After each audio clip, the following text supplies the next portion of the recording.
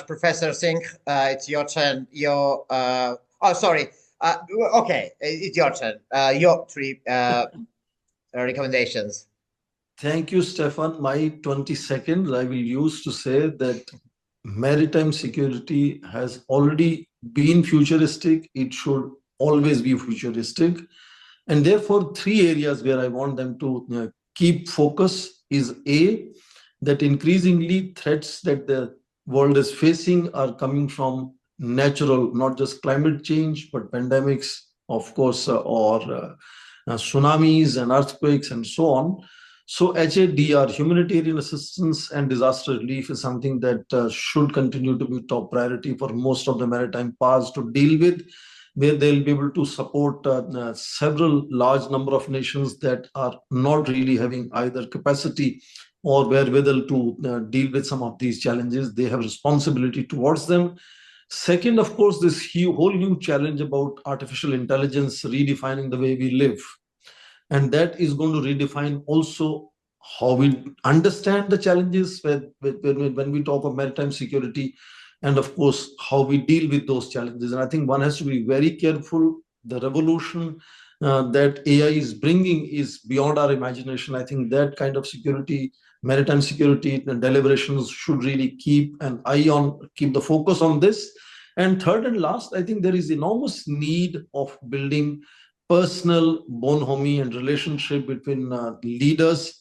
And I'm not talking here of national leaders, I'm talking here of naval leaders and who are professionals and they are at the top of their game in each of these countries. And I think increasing connection between them, and summit diplomacy is already so easy, connection, whether it is travel, transport, or information or communication, is also easy.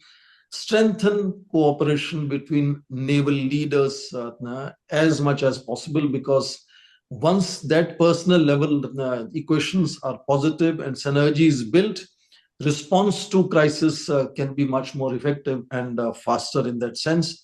So these are a couple of things that I want to underline. As I said, I have 20 seconds and I'm delighted, and I must thank the host and thank my moderator and chair, Stefan, for excellent conduct of this session, following all exactly within time. Thank you. Thank you very much. Thank you so much. Now it's your turn to Thank react. you. Thank you, Stefan. I noticed Jeffrey mentioning possibility, maybe anticipation of India's drift, understandably, towards the right side. I think to some extent, last 2.5 years of Ukraine crisis, almost 3 years of Ukraine crisis, have seen this becoming almost near universal anticipation of India's course correction. Trust me, Russians are as much inclined or determined to hope India's course correction tilting towards Moscow, just like United States would like to see India also standing by the narration that comes from Washington, D.C. And that's an ongoing, constant issue that Indian foreign policy has tried to handle. And I think there is, over a period of time, also increasing recognition and perhaps understanding of the fact that India would not be in position simply because of its civilizational DNA, of whether you used to call it non-alignment, which means staying out of military alliances of either Eastern Bloc or Western Bloc, or it is more recently the new nomenclature of multi-alignment, which means building economic and developmental partnership in as many sectors with as many countries as possible. And so a good example often I give is the one of Middle East, or as we call West Asia, where India is a very good partner with Iran, but also with Israel. It's a very good partner with Saudi Arabia, but also with UAE and Egypt and so on, countries that very often don't see eye to eye with each other, see India as a developmental partner. And I think that also explains how United States, when they wanted to create a second Quad, for the Middle East or West Asia. They chose Israel, UAE, US, and India. So in that sense, what I'm underlining here is how increasingly the major powers' foreign policies are going to be guided by transactional nature of relationships. And a good example again is three things that happened that came out of the fact that India has stood with Russia in terms of expanding its economic relationship, not condemning Russia. Number one, the crude oil imports of India from Russia has made the bilateral trade in last 3 years go up from 8 billion to 67 billion US dollars per year. And that, of course, is a transformation which is driven primarily, as India keeps saying, to meet India's essential needs, because India is the second largest importer of crude oil. And if India can get it at a price which suits India, then there is no reason why India should not avail that opportunity. Second spin-off and outcome of this has been the advantage that many European countries have had. India is very good in refining crude oil, and Europeans who are not in position or do not desire to buy directly crude oil from Russia are buying it through India after it is refined in India, and they are in Europe happy to buy it from India. So in that sense, transactional relationship is useful to European nations who otherwise are part of all these sanctions campaign against Russia. Third point, I think, is also interesting to see if India had boycotted buying any oil from Russia, it would have created, turmoil and price hikes in crude oil prices around the world. We have already seen Ukraine crisis leading to all kinds of challenges of lack of availability of food, fuel, fertilizer, and finance. And in India's neighborhood, we sometimes relate, collapse in Sri Lanka, collapse in Pakistan, driven partly by those deficits and price hikes. So in that sense, India has contributed to bringing stability to oil prices around the world. And final very quick point, something that the United States would love to do is to make sure that the no-limit relationship of President Xi Jinping and President Vladimir Putin can somehow come to an end, that US can cast a wedge between their increasingly no-limits relationship. And India, by standing next to Russia in that sense, reasserting that time-tested relationship, has ensured that President Putin did not feel extremely alienated and vulnerable to build still stronger relationship with President Xi Jinping. He sees there are other countries who can and are willing to engage him in that sense. So there are multiple ways in how India's engagement with Russia has benefited United States national interests as well. We all know now that the Trump team is trying its best to invite President Xi Jinping for the inauguration. Of course, most likely it's not going to happen. I hope President Trump doesn't see it as a snub from Chinese leader in that sense. I'm sure they'll continue to deal with each other. We all talk of their geopolitical contestations. At the same time, they have a bilateral trade of about $700 billion. They just recently have renewed their science cooperation agreement, which had lapsed in August. So US and China are working all the time together. So the point I'm making is that when United States makes a great partnership with Israel and Saudi Arabia, which are in contradistinction with each other, we don't question that. It's perfectly normal for United States to pursue its national interest. But when India wishes to, sort of ensure that it doesn't hold its relationship with Russia as a hostage to relationship with the United States, sometimes there is an anticipation that India should fall in line, which of course is an issue, which is an ongoing issue. India has tried to explain its position again and again and again. I assume there is a greater recognition, acceptance of what India is doing. And, let me also remind you, as President Trump takes power from 20th of January, as the world is bracing to deal with that reality, I want to remind my colleagues here that if you remember the first term of President Donald Trump, among very few leaders who did not have problems with President Donald Trump. Indian Prime Minister was one of those exceptions in that sense. So they've had good relationship. I'm sure we saw all foundational agreements being signed during first term of President Trump, making it possible that American most advanced technologies could be transferred to India, something that US does only with its very close allies. And so I think there is a possibility of, yes, some challenges coming India's way. And of course, India will deal with those challenges. But I think in last 3 years or 4 years, India has made it more than clear that India would engage with all relationships, including relationships in Quad, where I'm not saying India has stopped thinking about conventional military issues. So yes, in Malabar, once in 24 years, you can have a focus for 1 year on conventional security threats and then focus on anti-submarine kind of exercises. I'm not saying that's not possible, but that's no longer the priority. That's what I'm underlining. So when India engages in Quad, it has so far made sure that conventional, traditional military focus is not something India wants to encourage in Quad. I'm also not saying that that cannot happen in coming years. So far, India has withstood that pressure and made sure that it is able to have its say in those Quad meetings, and all the working groups that we have in Quad at best go to the non-traditional security areas. And yes, India is conscious. In fact, Japan and Sato Sensei mentioned about how India and Japan are working on Asia-Africa growth corridor.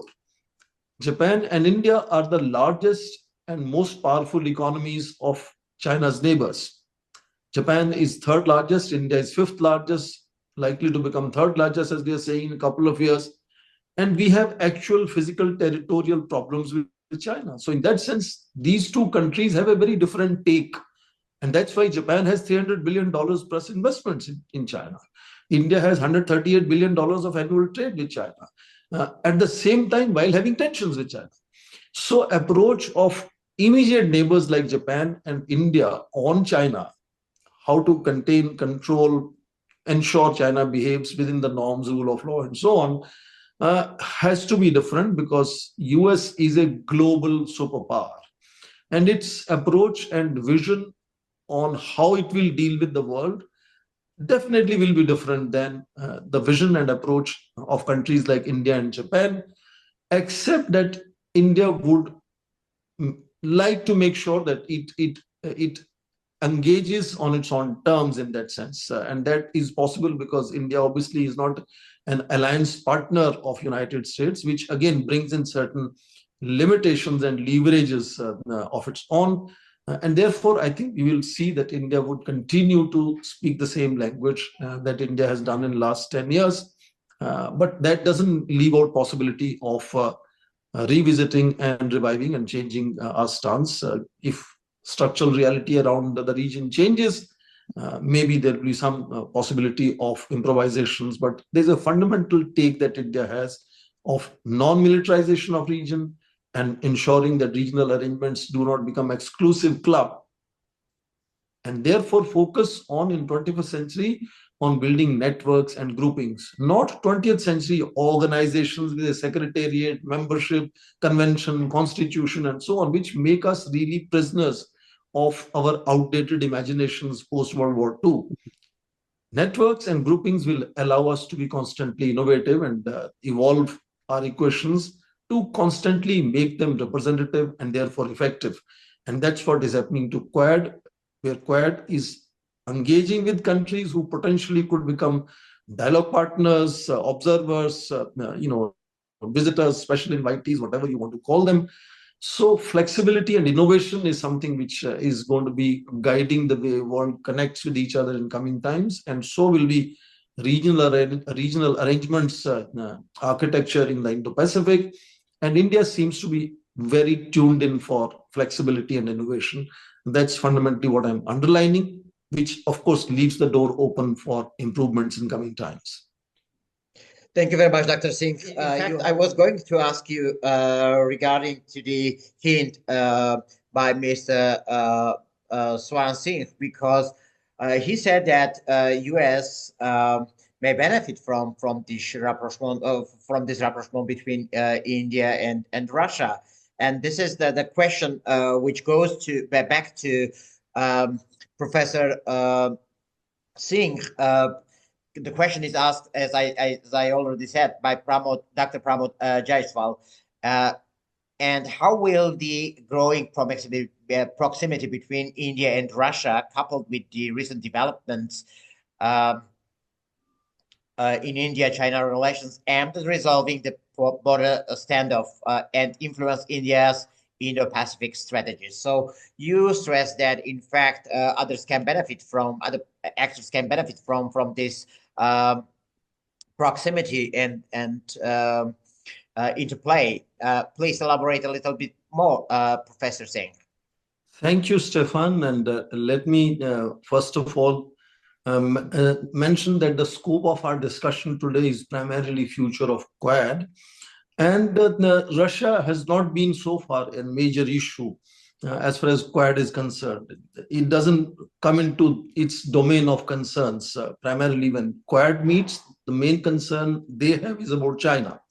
And of course, other regional issues. And I also want to underline the fact that before we moved into pandemic period, India was articulate and public about saying that India regards both China and Russia as Indo-Pacific powers. In fact, before the pandemic started, India had for 2 years on its own initiative added Indo-Pacific to the annual India-China Maritime Dialogue agenda. So India did not treat China as an outlier as some of the other, let's say all three other Quad partners would like to see China as an outlier in the region here. In fact, for a long time, Chinese were also not mentioning Indo-Pacific. They still like to use Asia-Pacific instead. It's only November last year, not this year, that President Xi Jinping on a China-ASEAN summit meeting for the first time gave reference to ASEAN outlook on Indo-Pacific, which is where for the first time in Xi Jinping's speech word Indo-Pacific appeared. And so Chinese have also been equally kind of cautious, reluctant, skeptical about jumping into this bandwagoning with the new narrative on Indo-Pacific in that sense. Now, therefore, now the question of what India's standing together with Russia or India sustaining its relationship with Russia would mean to Quad, I think has first of all limited connect here. It's limited connect, but I understand United States is definitely much concerned, and that mindset really will be reflected in India's engagement in Quad, at least with the United States in that sense. But I also want to underline the fact that Quad has over a period of time expanded its agenda, largely. So there are so many other issues that they have to tackle and deal with. And Russia may not still become the mainstream, even with the return of President Donald Trump and, reactivation of Quad as a kind of a forum which President Trump would like to again utilize. I understand President Trump will be extremely shy of sending troops. Sending boys to dispatch the mess, I think that is a bygone era. That kind of phraseology is no longer going to happen in coming times. At best, I think economic coercion is something that the United States would continue to do and expect its allies and partners and friends to share, burden much more along with the United States, where MAGA, Making America Great Again, is the new focus now.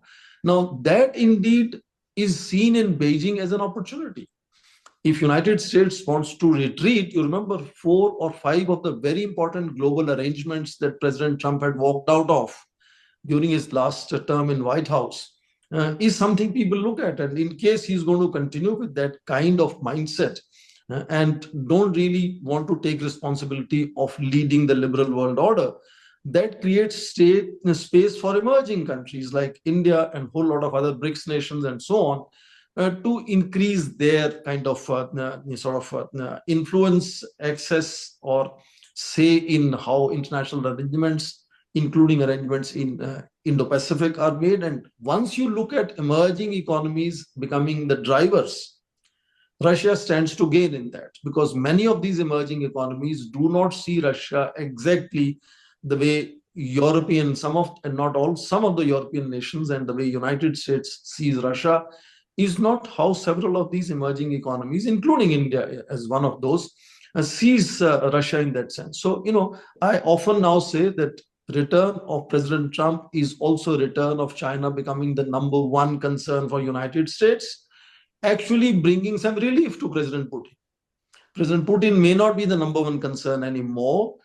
China is going to come back as number one concern of United States, and that will be also reflected in deliberations inside Quad, which is where I think then, to go back to the original question, India's engagement and sustained relationship with Russia over the last 3-4 years, which is sometimes matter of concern, may actually see relatively lower attention in coming 4 years of President Trump than it has seen during the last years of President Joe Biden.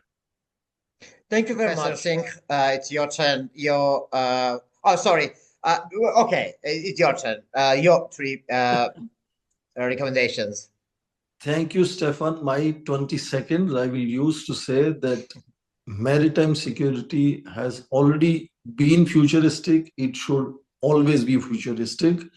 And therefore, 3 areas where I want them to keep focus is A, that increasingly threats that the world is facing are coming from natural, not just climate change, but pandemics, of course, or tsunamis and earthquakes and so on. So HADR, humanitarian assistance and disaster relief, is something that should continue to be top priority for most of the maritime powers to deal with, where they'll be able to support several large number of nations that are not really having either capacity or wherewithal to deal with some of these challenges. They have responsibility towards them. Second, of course, this whole new challenge about artificial intelligence redefining the way we live. And that is going to redefine also how we understand the challenges when we talk of maritime security, and of course, how we deal with those challenges. And I think one has to be very careful. The revolution that AI is bringing is beyond our imagination. I think that kind of security, maritime security and deliberations should really keep an eye on, keep the focus on this. And third and last, I think there is enormous need of building personal bonhomie and relationship between leaders. And I'm not talking here of national leaders, I'm talking here of naval leaders and who are professionals, and they are at the top of their game in each of these countries. And I think increasing connection between them, and summit diplomacy is already so easy, connection, whether it is travel, transport, or information or communication, is also easy. Strengthen cooperation between naval leaders as much as possible, because once that personal level equations are positive and synergy is built, response to crisis can be much more effective and faster in that sense. So these are a couple of things that I want to underline. As I said, I have 20 seconds and I'm delighted, and I must thank the host and thank my moderator and chair, Stefan, for excellent conduct of this session, falling all exactly within time. Thank you. Thank you very much. Thank you so much.